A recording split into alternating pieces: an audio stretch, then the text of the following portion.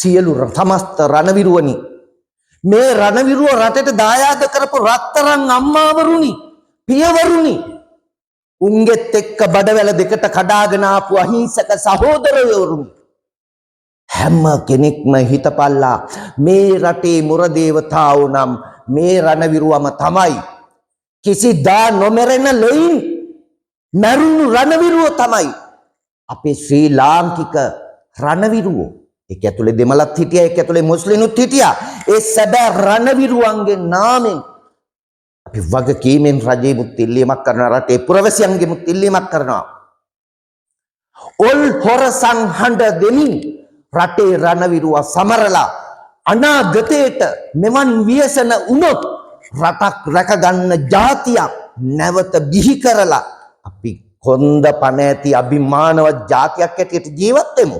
ඇයි අපි නිවටයෝ වෙන්නේ? ඇයි අපි නිවටයෝ වෙන්නේ? ඒ නිසා සෙල්ලම් ගොඩක් සිද්ධ වෙනවා මේ පැතිවල. ඒ සිද්ධ වෙන හැම සෙල්ලමක්ම කතා කරගන්න ඕන හින්දා ජනාධිපතිවරයා මුණ ගැහෙන්න අවස්ථාව අපි ඉල්ලලා තියෙනවා. අපිට දීලා නැහැ මේ අවස්ථාව දෙන්නේ නැහැ. මල්වත්තටයි උඩමළුවටයි ගිහිල්ලා වට්ටිය දීලා උතනින්ම උපදෙස් අරගෙන ගියොත් ගෝටට වෙච්ච දේ ඔයාටත් වෙනවා. ඒ නිසා අනුර කුමාර ජනාධිපතිතුමා ඕක ගෝටත් කෙරුවා, ඕක මහින්දත් කෙරුවා, ඕක රනිලුත් කෙරුවා. කොළඹ ඉන්න සුදු බෝල හාමුදුරුවෝ අරන් ගිහිල්ලා තමයි ජිනීව වලට කට උත්තර ගත්තේ. මේ මණ්ඩකලපුවේ යුද්ධයට මුහුණ දීලා මහ පොළවේ පය ගහලා රණවිරුවන්ගේ පිටුපස උරෙන් උර ගැටිච්ච අපි දිහා හැරිලවත් බැලුවේ නැහැ. තෙරුවන් සරණයි. 2025 මේ මාසේ 18 වෙනිදා ලංකාවාසී සියලුම පුරවැසියන්ගේ ජීවිතවලට අබේදානය පූජා කළ දිනේ හැටියට ලක්දිරණ ලක්කම්ම ආරක්ෂා කරගන්නට දිවි හිමියෙන් කටයුතු කරපු සියලු රණවිරුවන්ට අපි ආශිර්වාද කරලා ආගමික වත්පිළිවෙත් සිදු කරලා ජාතික දජයෙන් ලක්දිරණ බබලන්න කටයුතු කරන්නට ඕනි කියන පණිවිඩය සමාජගත කරන්නට ඕනි. මොකද ඒකට හේතුව මණ්ඩකලපුවේ හාමුදුරුවෝ හැටියට 30 අවුරුද්දක්ම යුද්ධයට මුහුණ දීපු භික්ෂුවක් හැටියට එදා ත්‍රිවිධ ආරක්ෂක අංශයන්හි වගේම පොලිස් දෙපාර්තමේන්තුවේ සිවිල් ආරක්ෂක දෙපාර්තමේන්තුවේ මේ සියලුම රණවිරුවන් එක උරින් උර ගැටිලා කටයුතු කරපු භික්ෂුන් වහන්සේ නමක් හැටියට මේ ටික මට කියන්න අයිතියක් තියෙනවා. මොකද මේ යුද්ධේ ප්‍රායෝගිකව අත්විඳිනකොට ඒකේ තිබුණු කුරිරු බව මට රටට කියන්න බය වෙන්න දෙයක් නැහැ. මගේ රත්තරන් මව් දෙමව්පියන්ගේ දරු පැටව් ඒ ගම් නියං ගම් වල ඉඳලා ඇවිල්ලා මේ උතුරු නැගෙනහිර තල් ගහක් ගානි බෝක්කුවක් ගානි ගිනි අවි බැඳගෙන දිය පොදක් නැතුව දුක් විඳපු අවස්ථා අපි ඇස් දෙකෙන් දැකලා තියෙනවා. අතපය හතරට කැඩිලා විසි වෙලා ලේයින් මහ පොළව තෙත් වෙලා තියෙනවා අපි දැක්ක ඇස් දෙකෙන්. මේවා දැකලා අපට දෙන්න පුළුවන් උපරිම ශක්ති ප්‍රමාණය මේ උතුම් තථාගත ධර්මයේ ආශිර්වාදය මේ විශ්ව පාලනය කරන දෙවියන්ගේ දේව ආශිර්වාදය ආරක්ෂාව රැකවරණය සලස්වන්න පන්සිල් පද පහ දීලා ඕම් පිටුපස උරෙන් උර ගැටිලා යන්න පුළුවන්කම මට ලැබුණා. ඒ වගේ ප්‍රතිඵල මම අත්විඳා LTT සංවිධානය මාව ඝාතනය කරන්න අරගෙන ගියපු අවස්ථා අපේ දා හිටපු ජ්‍යෙෂ්ඨ නිලධාරී යුද හමුදාවේ දිවි හිමියෙන් මගේ ජීවිතය ආරක්ෂා කරගන්න කටයුතු කළා. ඒ වගේම තමයි අපේ රණවිරුවන් හන්දියක් පාරක් ගානේ ඉන්න වෙලාවල් වලදී අපේ රණවිරුවන්ගේ මූණට කෙල ගහලා ගියපු යුගයකුත් තිබුණා. මතක ඇති 2002 සාමගි විසුම. අපේ රණවිරුවන්ට මූණට කෙල ගහලා යන යුගයක්. අතේ තියෙන ගිනි අවිය බලහත්කාරයෙන් උදුරගෙන යන යුගයක් ඇති කරලා තිබ්බා.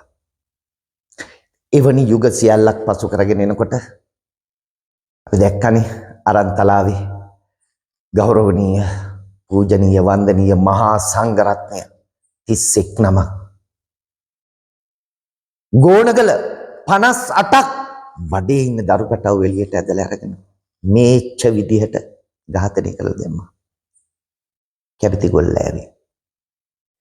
අන්නේ කැබිති ගොල්ලෑවේ සිදුවීමක් වගේම මාවිලනාරු හොරවුවක් පදනම් කරගෙන 30 අවුරුද්දක් පැවති යුද්ධේ නවත්වනවා කියන අදිෂ්ඨානෙට එනවා රටේ සේනාධි නායකයා අතිගරු මහින්ද රාජපක්ෂ අපේ පියා ජාතියේ පියා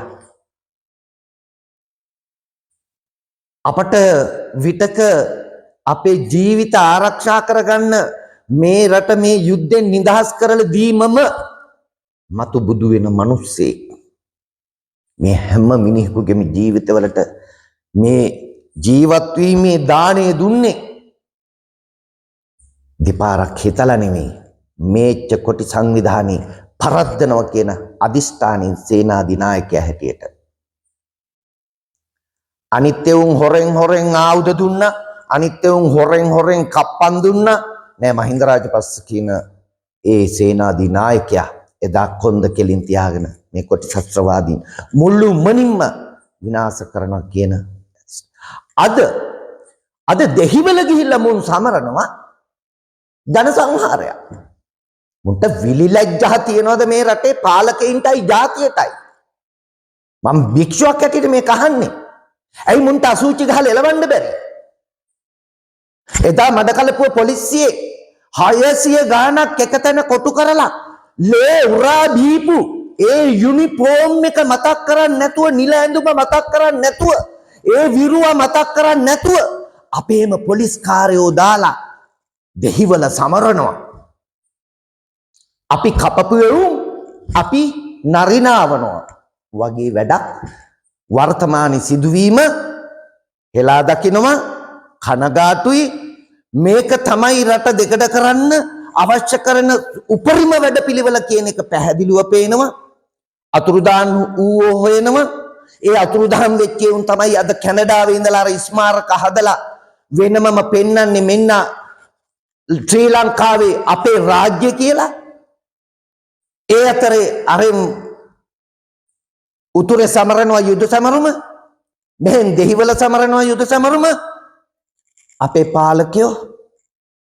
පාලකයෝ දෙසරේ හිත ඉන්නවා අපි සමරනවද සමරුවොත් ඩයස්පෝරාව තරහ වෙයිද බලේ පවත්වගෙන යන්න පුළුවන් වෙයිද හැබැයි සමරුවේ නැත්තම් වෙන්නේ මොකද කියලා හිතුවොත් ශ්‍රී ලාංකික ජාතිය හැටියට මොකද මේ මඩ කලපුව ගත්තොත් මේ නැගෙනහිර ගත්තොත් එහෙම මේ හැම ද්‍රවිඩ අම්මා කෙනෙක් නාසයි මේ යුද්ධේ නැති එකට කැමති ඇයි අද ඔහුගේ දරුවෝ හරියට ඉගෙන ගන්නවා හොඳින් ඉගෙන ගන්නවා රටට ලෝකෙට වැඩ කරන්න පුළුවන් දරුවෝ බවට පරිවර්තනය වෙනවා එදා අවුරුදු 12 15 දරු පැටව පාරට ඇදලා අරගෙන ගිහිලා යුද්ධ කරවපු ප්‍රභාකරන් නැති එක දෙමළ ජනතාවට 10න් සම්පතක් ඒ නිසා ඒ අහිංසක ජනතාවත් නැවත බිල්ලට දෙන්නේ නැතුව රට තුල ಜಾති ආගම් කුලවාද ඇතිවෙන්න දෙන්නේ නැතුව මේ රට ආරක්ෂා කර ගැනීම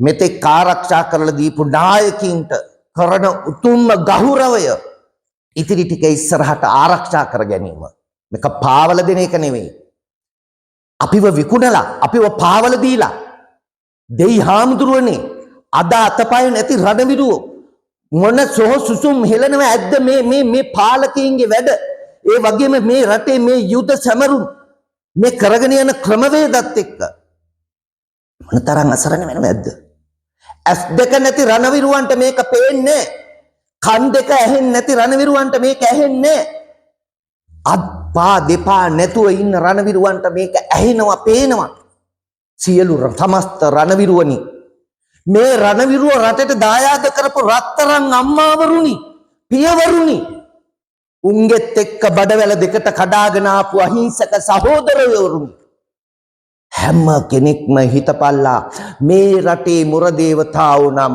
මේ රණවිරුවම තමයි කිසිදා නොමරෙන ලොයින් මරුණු රණවිරුව තමයි අපේ ශ්‍රී ලාංකික රණවිරුවෝ ඒක ඇතුලේ දෙමළත් හිටියා ඒක ඇතුලේ මුස්ලිමුත් හිටියා ඒ සැබෑ රණවිරුවන්ගේ නාමෙන් අපි වගකීමෙන් රජෙමුත් ඉල්ලීමක් කරනවා, රටේ පුරවැසියන්ගෙමුත් ඉල්ලීමක් කරනවා. ඔල් හොරසන් හඬ දෙමින් රටේ රණවිරුව සමරලා අනාගතයට මෙවන් ව්‍යසන වුණොත් රටක් රැකගන්න ජාතියක් නැවත බිහි කරලා අපි කොන්ද පණ ඇති අභිමානවත් ජාතියක් හැටියට ජීවත් වෙමු. ඇයි අපි නිවටයෝ වෙන්නේ? ඇයි අපි නිවටයෝ වෙන්නේ? ඒ නිසා සෙල්ලම් ගොඩක් සිද්ධ වෙනවා මේ පැතිවල. ඒ සිද්ධ වෙන හැම සෙල්ලමක්ම කතා කරගන්න ඕන හින්දා ජනාධිපතිවරයා මුණ ගැහෙන්න අවස්ථා අපි ඉල්ලලා තියෙනවා. අපිට දීලා නැහැ මේ අවස්ථාව, දෙන්නේ නැහැ. මල්වත්තටයි උඩමළුවටයි ගිහිල්ලා වට්ටිය දීලා උතනින්ම උපදෙස් අරගෙන ගියොත් ගෝටට වෙච්ච දේ ඔයාටත් වෙනවා. ඒ නිසා අනුර කුමාර ජනාධිපතිතුමා ඕක ගෝටත් කෙරුවා, ඕක මහින්දත් කෙරුවා, ඕක රනිලුත් කෙරුවා. කොළඹ ඉන්න සුදු බෝල හාමුදුරුවෝ අරන් ගිහිල්ලා තමයි ජිනීව වලට කට උත්තර ගත්තේ. මේ මණ්ඩකලපුවේ යුද්ධයට මුහුණ දීලා මහපොළවේ පය ගහලා රණවිරුවන්ගේ පිටුපස උරෙන් උර ගැටිච්ච අපි දිහා හැරිලවත් බැලුවේ නැහැ. දෙන්න බැරි වුණා හරි උත්තර ටික එළියට. ඒක හේතුවක් කරගෙන අදට ශ්‍රී ලාංකික ජාතියෝ එදා සේනාධිනායකයාගේ ඉඳලා අපේ ත්‍රිවිධ හමුදාපතිවරු ඒ කරපු මහා මේහවර අපරාධයක් හැටියට දැකලා, යුද්ධ අපරාධ හැටියට දැකලා ලෝකෙ විසින් නගන චෝදනා තව තහවුරු කරන්නට අපේ රටේ පාලකයෝ වර්තමානයේ හදනවා නම් ඊටත් වඩා නිවටකමක් නැහැ කියන එක කවුරුත් මතක තියාගත්තට කමක් නැහැ.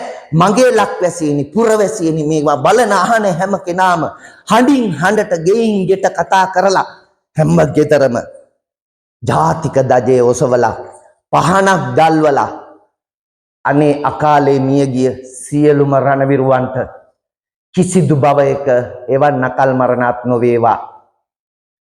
භවය සැපවත් වේවා. ලක්දෙරණ බුදුසසුන ජාතිය රට ආරක්ෂා කරලා දුන්නට පුතේ උඹලා හැමෝටම කවදා හරි මේ ගෞතම බුද්ධ ශාසනයම නිවන් ලැබෙනවා.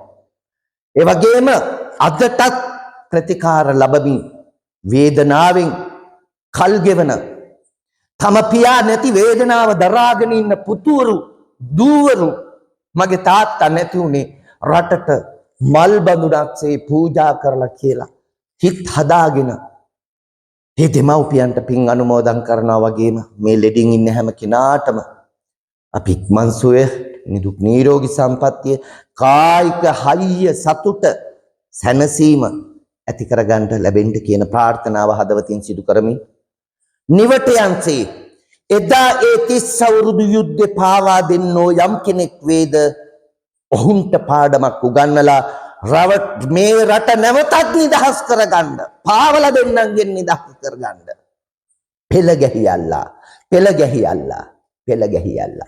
තෙරුවන් සරණයි.